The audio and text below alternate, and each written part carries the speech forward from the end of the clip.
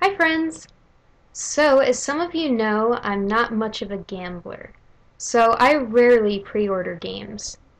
I do, however, make some exceptions, and this was one of them. Pokken Tournament. This was the pre-order bonus, a lovely double-sided poster. I like this side better because it has dynamic poses, whereas the other side just shows like the game art with the roster, and it's not even the full roster of fighters. So, anyways, welcome to my first video game review. Let's talk about Pokken Tournament. So here's a little history behind the game. Way back before it was announced, a still image of two fighting type Pokemon, namely Lucario and Blaziken, standing in a round arena in fighting poses had surfaced on the internet, and fans went bananas. We had wanted a Pokemon game with real-time combat for almost as long as the series has existed. While we got the basic workings of that in the PokePark games, which nobody but myself played, you could only use like 3 attacks, and the animations weren't really exciting. Not to mention, there wasn't much challenge to it. It was the classic run around the boss and attack a few times dynamic that has been outdated since the early 2000s.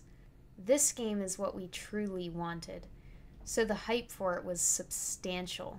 And after Pokemon fans around the world demanded an international Wii U release for Pokken Tournament, Nintendo complied and ported it over to the system. I can't tell you how it holds up compared to the arcade version because I do not live in Japan, nor have I been to a convention that has the arcade version there to play yet. But I am hoping to see one soon. Hint, hint. I can, however, tell you my thoughts on the Wii U port, which I have played extensively since I picked up my pre-order. Seriously, these late nights are starting to get to me. Anyway, I decided to main Brixen because the way she attacks in this game reminds me of the cute witch subgenre of magical girls. And some of you watching know that I am a witch myself, and I am obsessed with magical girls. Brixen's personality in this game is a mixture of cute showmanship and the tsundere archetype that is commonly seen in anime. Needless to say, I had a lot of fun with her. Once you find that Pokemon that fits your style, you are set. All of the Pokemon control really well, which is surprising for a port, and they each have certain strengths and weaknesses. For example, power fighters tend to be slower. I believe Brixen is a standard character, but I have a really hard time against the speed fighters. However, I'm sure that is my own shortcoming because I have seen many skilled users of Brixen online who can hold their own just fine. Other than that, there's a sort of rock, paper, scissors dynamic with the battle system. Counterattacks are super effective against regular attacks, grab attacks are super effective against counters, etc. Grab attacks can also be useful if the opponent likes to block too much, because it can go through the shield. But where this game really shines is with the Pokemon themselves. Each model looks amazing on the Wii U's HD capabilities, and the attack animations are over-the-top hilarious and awesome. Even the victory and loss poses really let the Pokemon's personality shine through. It's actually given me an appreciation for Pokemon I didn't like all that much before because I get more of a sense of their characters. For a fighting game to do that is impressive. Every movement is charming and impactful to the player, making them feel just as excited, proud, or disappointed as the Pokemon who are fighting hypothetically do. The game is pretty self-aware with certain parts too. For example, Gengar's win animation is him breaking the fourth wall by swatting at the results screen. There's also a Pachirisu support Pokemon that knows Follow Me, probably in reference to the mascot of the winning team of Pokemon Worlds in 2014. The soundtrack is definitely fitting for the arcade scene, with some tracks using high-energy dubstep and trap mixes, and others sounding like they came straight out of an anime. Each one is very fitting for the stage and helps set in the atmosphere. Not to say that the stages themselves don't do just that, because they all have a ton of things going on in the background. I have yet to be able to count all the Pokemon that appear in this game just because of the background details alone. It's fun to put the game on practice mode so that you can run around the stage and look at everything.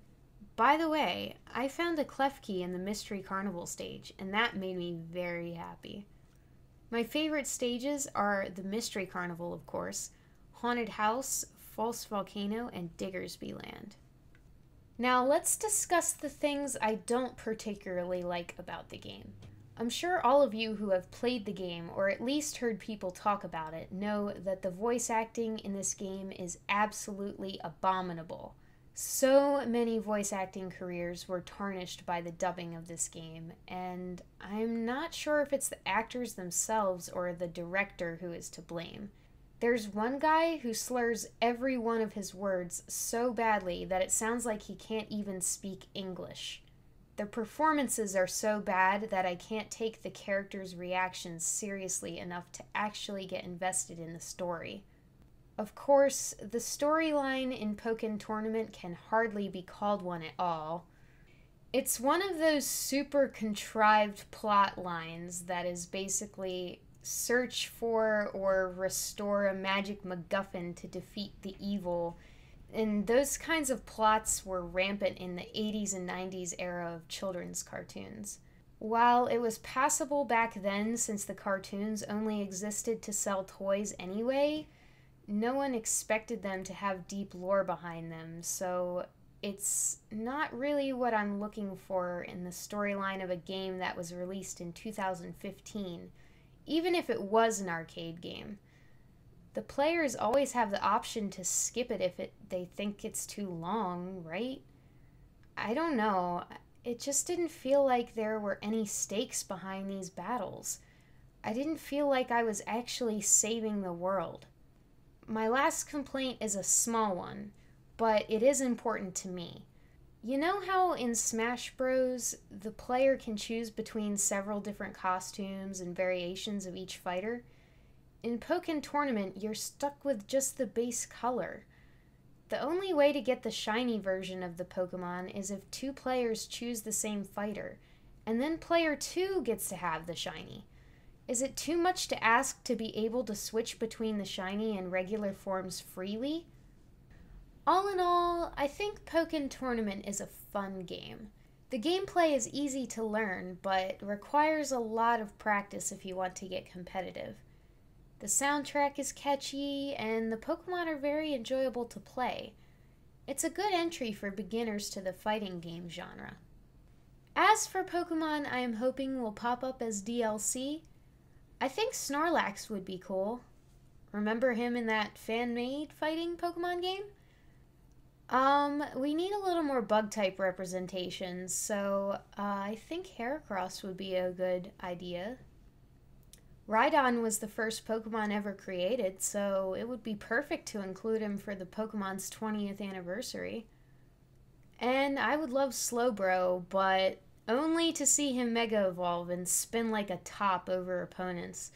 And my last choice is Ampharos, because she's my favorite Pokemon, and I could see her fitting in quite comfortably in this style of game. Overall, I think Pokken Tournament is a really good addition to the Wii U library.